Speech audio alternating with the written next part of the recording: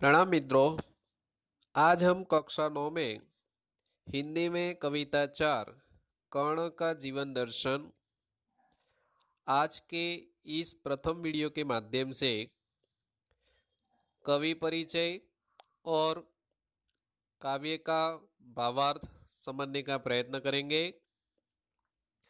सबसे पहले देखते हैं कविता के कवि के बारे में। कर्ण का जीवन दर्शन इस कविता के कवि है रामधारी सिंह दिनकर।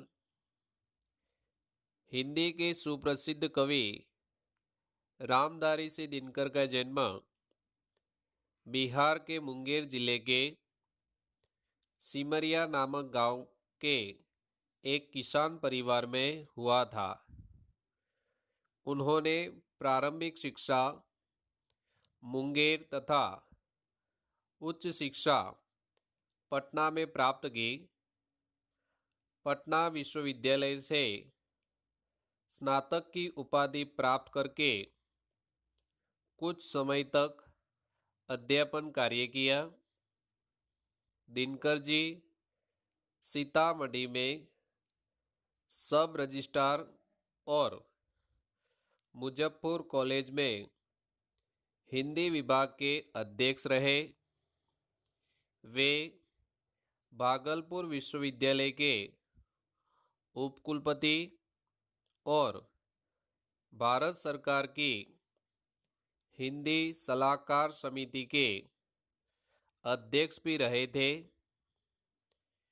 दिनकर जी की सबसे बड़ी विशेषता है अपने देश और युग के प्रति जागरूकता। कवि ने तत्कालीन घटनाओं विषमताओं का खुलकर चित्रण किया है। उनकी वाणी में शक्ति है, ओज है। उनकी कविता में शोषित और पीड़ित वर्ग की व्यथा और उससे मुक्ति का संघर्ष है। उर्वशी, रश्मिरथी, रेणुका, हुंकार, रसवंती, कुरुक्षेत्र उनकी काव्य कृतियाँ है। उर्वशी के लिए उन्हें सन 1972 का ज्ञानपीठ पुरस्कार मिला था। संस्कृति के 4 अध्याय उनका चिंतन ग्रंथ है, जिसे साहित्य अकादमी पुरस्कार से सम्मानित किया गया। अर्धनारीश्वर, मिट्टी की ओर आदि उनकी प्रमुख गद्य रचनाएं हैं। उनका कृतित्व गुणवत्ता और परिमाण दोनों की दृष्टि से विपुल है। प्रस्तुत खंड काव्यांश में रश्मिरथी महारथी कर्ण के करुण किंतु भव्य जीवन की मीमांसा करने वाला खंड काव्य है। सारे अन्याय को सहकर कर्ण जन्मजात महानता पर पुरुषार्थ जन्य महानता की विजय चाहता है। अंत में जब पांडव श्रेष्ठ के रूप में सब कुछ प्राप्त करने का प्रलोभन सामने आता है, तब भी वह अविचलित रहता है और जिसने आज तक साथ दिया उस मित्र को किसी भी मूल पर छोड़ना नहीं चाहता। कृष्ण कर्ण को पांडव के पक्ष में ले आने के लिए उससे मिलते हैं। उस कथा प्रसंग में प्रस्तुत काव्यांश लिया गया है। कर्ण का जीवन दर्शन इस खंड काव्य के माध्यम से रामधारी सिंह दिनकर जी हमें बताते हैं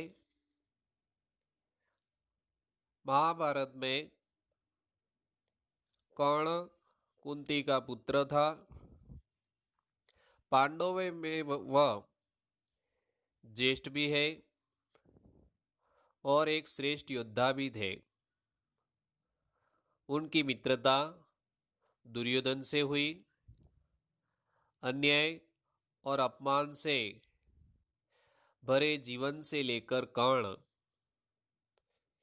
को हमेशा दुर्योधन ने उसे साथ दिया था। इसलिए जब महाभारत का युद्ध होने वाला था तब भगवान श्री कृष्ण कर्ण के पास जाते हैं और कर्ण से कहते हैं, तुम्हें इस युद्ध में पांडवों के साथ में रहना चाहिए। किंतु कर्ण भगवान श्री कृष्ण से कहते हैं, जिस मित्र दुर्योधन ने उन्हें जीवन भर साथ दिया है वो उनका साथ कदापि नहीं छोड़ सकता।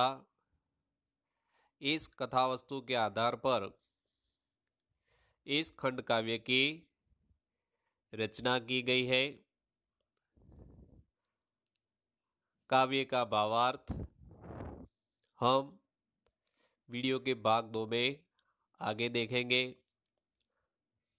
प्रथम वीडियो में यहाँ तक हम पढ़ेंगे।